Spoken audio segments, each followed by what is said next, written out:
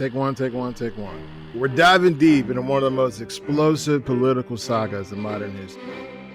There is irrefutable evidence that detail how President Obama and his national security team directed the creation of an intelligence community assessment that they knew was false. Intelligence Tulsi Gabbard has unveiled shocking new evidence that former President Barack Obama and top aides in the Obama administration conspired to subvert President Trump's 2016 election victory and undermine the democratic will of the American people, while publicly pretending that shows a conspiracy by a sitting president, Barack Obama, and his intel agencies to sabotage the president-elect, Donald Trump, brainwash the electorate, and undermine the legitimacy of an election. If you haven't already, go back and watch my video from Friday. Kind of a build-up to what we're going to talk about today. And if you don't know the story, well, I'm going to just briefly go over it. The endless headlines about Trump colluding with Russia to steal the 2016 election. That's what this was all about. But what if I told you there was another side to this tale? And a lot of you are going to be like, oh, he's with Russia. Just listen to me, dude. There is nobody in war that's actually the bad person, okay? It doesn't matter how you frame it. And for the ones that know what I'm talking about, you know what I'm talking about. But from the Russian perspective, it flips the script all on its back. The shocking ties that trace back to not just Moscow, but to Ukraine. And this is why I feel like Trump doesn't really mess with Zelensky too much. I mean, a lot of you weirdos are going to be like, oh, he's colluding with dictators. And he's not. All right, let's start with the basics here. The Russia hoax, as we all remember back in 2016, as Donald Trump surged in the polls, whispers turned into screams, and Russia was meddling in the U.S. election to help him win. And the narrative, Trump's campaign was in bed with Putin, literally, trading favors for dirt on Hillary Clinton, as if they couldn't just go on Google and search for any conspiracy theorist or well-versed journalist on the criminal dealings of the Clinton Foundation. And all of this kicked off in the famous Steele dossier, a collection of unverified reports compiled by a former British spy, Christopher Steele, funded by the Hillary campaign and the DNC through the Fusion GPS. This dossier claimed Trump had deep ties to Russia, including stories like a P-tape or financial blackmail. What do you think, Trump was out here R. Kelly-ing girls, bro? The golden shower, I want to piss on you. It made, take me to your special place. Close your eyes, show me your face. I'm gonna piss on it. Again, a P-tape. The FBI jumped all over this and used a FISA warrant to spy on Trump's advisory, Carter Page. Then came in the Mueller investigation in 2017, a 2-year, $32 million probe with 500 witnesses and 2,800 subpoenas. The result? In 2019, Mueller's report found no evidence of collusion between the Trump campaign and Russia. Trump called this a total exoneration, while critics pointed to obstruction questions. But the core of the hoax truly ended right there. Fast forward, we learn more. The FBI knew early on the dossier that it was unreliable, riddled with Russian disinformation. Inspector General reports slammed the FBI for misleading the FISA court. It was a media frenzy that divided the nation. Literally arguing with people in the barbershop, because all these elderly black men were like, man, he running with Russia, bro. And they don't even know what they're not. Like, I was like, yo, what's the why do we fear Russia so much? But anyways, this led to impeachments and arguably helped fuel the deep state distrust that we see today. But that's the story that we know. So let's just dive into the Russian side of the story. Люди, лишенные совести и чести, люди с моралью животных, имеют наглость призывать к уничтожению великой русской нации. Немецкие захватчики хотят иметь истребительную войну с народом СССР. Что же, если немцы хотят иметь истребительную войну, они ее получат.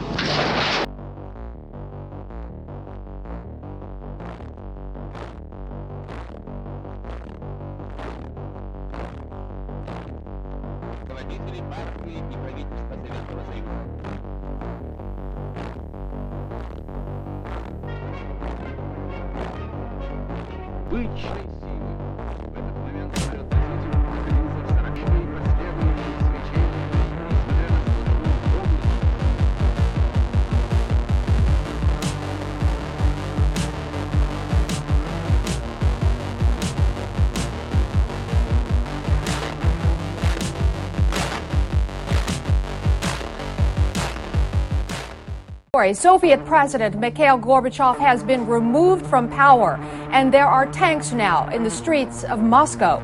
Vice President Gennady Yanayev says he has taken over as acting president as the head of state of a special state committee. You're watching. The Iron Curtain between East Germany and West Berlin has come tumbling down. East Germany announced today it is opening its borders, allowing its citizens to go anywhere they wish. The future of the Berlin Wall is now up in the air. The East Germany's communist leaders have now taken a symbolic sledgehammer to that wall.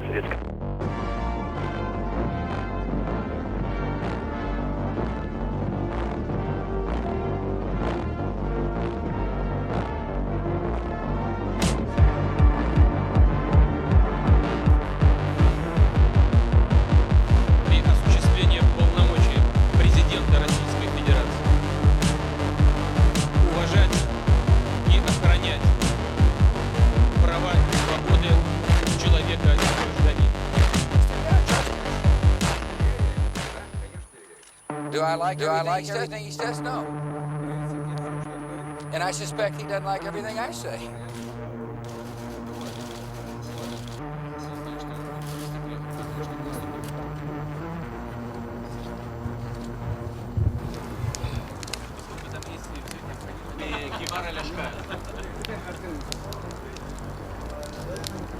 Yes, we came, we saw, he died.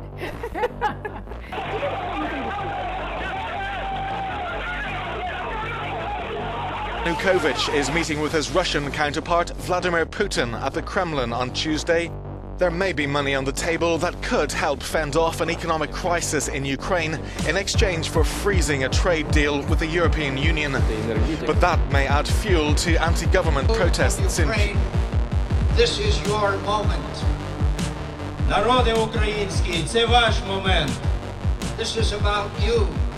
No one else. Protesters gathered in the Ukrainian capital of Kiev today, furious over the government's refusal to sign a trade agreement with the European Union. Police used tear gas and clubs to beat back demonstrators who surrounded President Viktor Yanukovych's office. They are demanding his resignation, saying the government is corrupt and too tied to Russia. The new Ukraine government signed a trade deal with the European Union, and Vladimir Putin signed the law that completes his annexation of Crimea. Tomorrow, 2017 will be the year of offense. All of us will go back to Washington, and we will push the case against Russia. I believe you will win. I am convinced you will win, and we will do everything we can to provide you with what you need to win.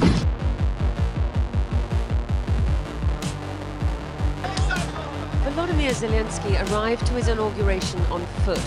Crowds delighted with the man they've known for years as a comic touch on their TV screens. He stopped for selfies and high fives, jumping to kiss members of the public. True man of the people style stuff. Crowds chanting Zelensky. All the traditional trappings of office, but an untraditional approach to politics, starting off with a rebuke to MPs. Роль терміни України в НАТО. And I would like to discuss with President Biden here his vision, his government's vision of Ukraine's chances to join NATO and the time frame for this accession. So that it's not about whether or not they should or shouldn't join. It's about when they can join, and they will join NATO. Проведение специальной военной операции. 20 пролетіло. Не видно українського герба. Точно російські. Прямо над хатами. Прямо ось над хатами.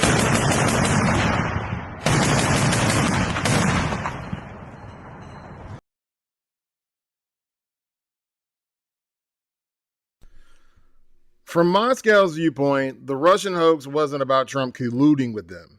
It was a deliberate smear campaign by the U.S. intelligence and Democrats to undermine Trump and justify aggression against Russia.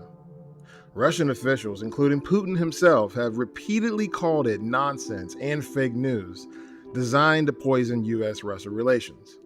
So let's break this down. First, Russia admits to some election interference, like hacking the DNC emails and leaking them via WikiLeaks. But this insists it wasn't meant to help Trump specifically. It was payback for the US meddling in the Russian affairs with Ukraine, like supporting color revolutions in former Soviet states. Putin said in an interview in 2018 with Megyn Kelly, "We did not interfere in your election, but if we did, it was because you interfered in ours all the time." Funny how that works, huh? This often to me seems that they use their same color revolution techniques that they've used for 40 years all across the world, in Iraq and Iran and all over the world. They've done this, and then they tried to do it to us. And the alternative narrative, the hoax, originated from anti-Russia hawks in Washington who wanted to escalate tensions. Russia Foreign Minister Mr. Lavrov, I'm American, I'm gonna say I can't say your name.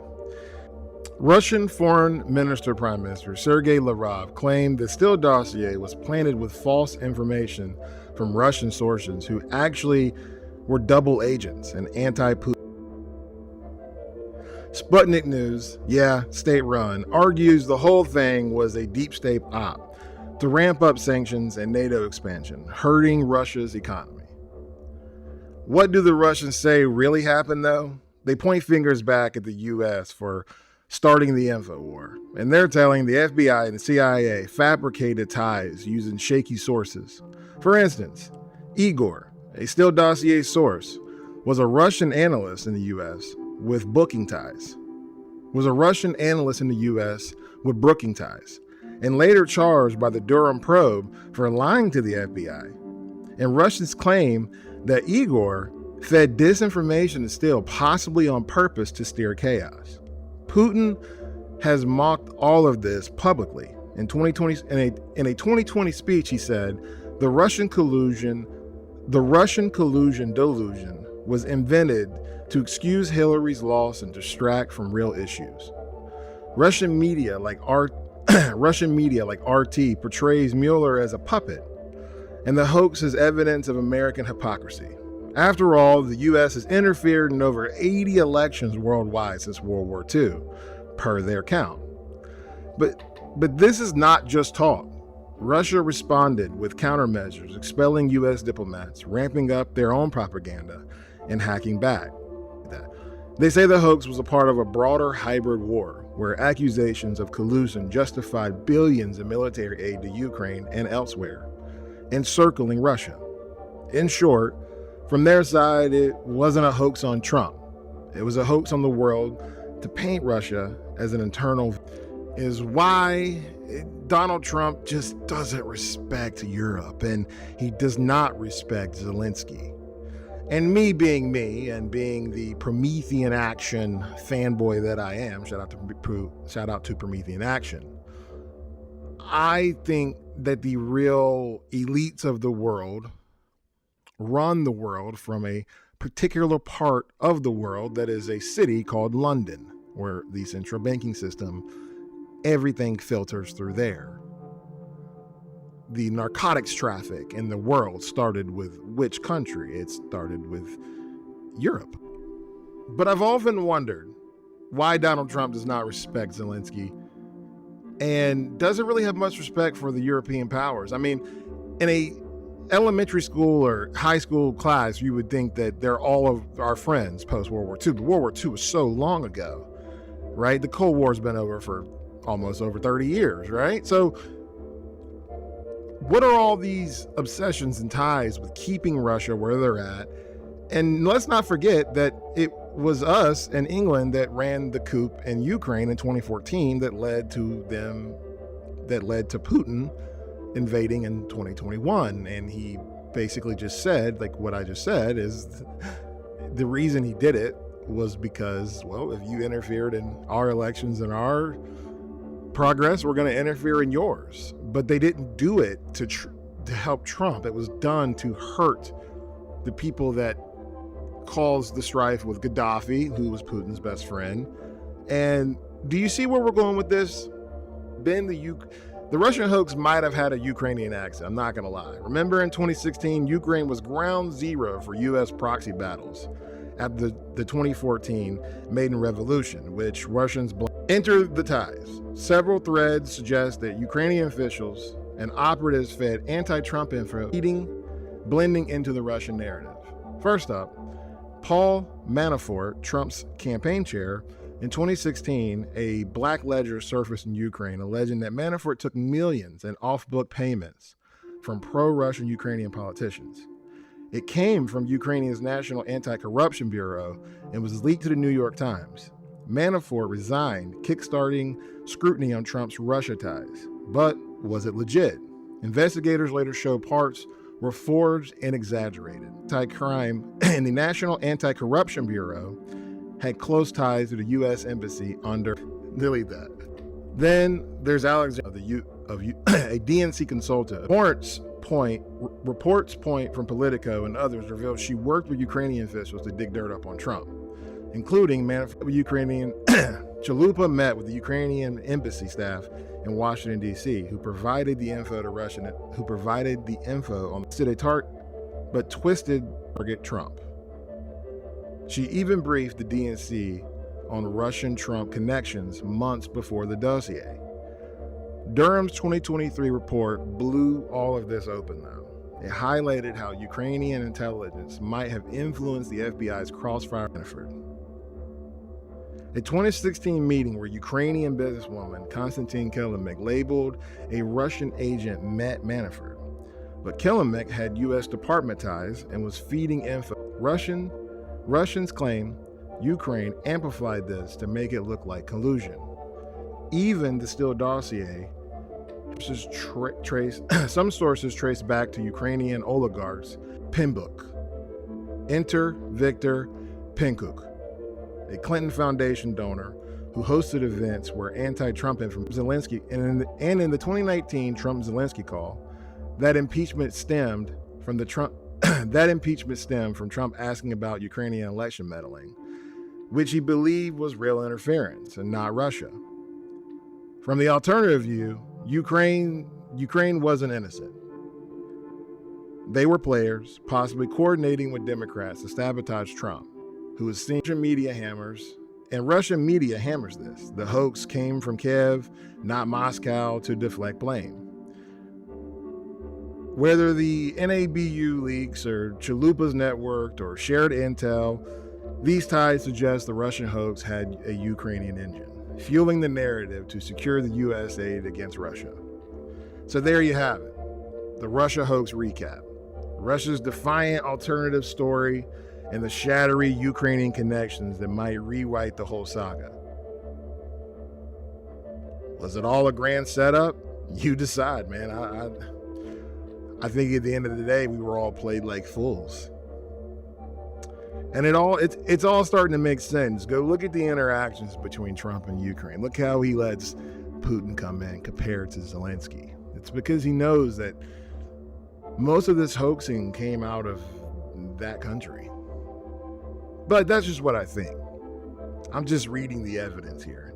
You make your own mind. But I'm DJ Rose UN. If you like the video, please go subscribe and like this video. It helps the algorithm. And I'm trying to get stuff in that algorithm. I want in it. I'm trying to get in it. So I'll see you the next.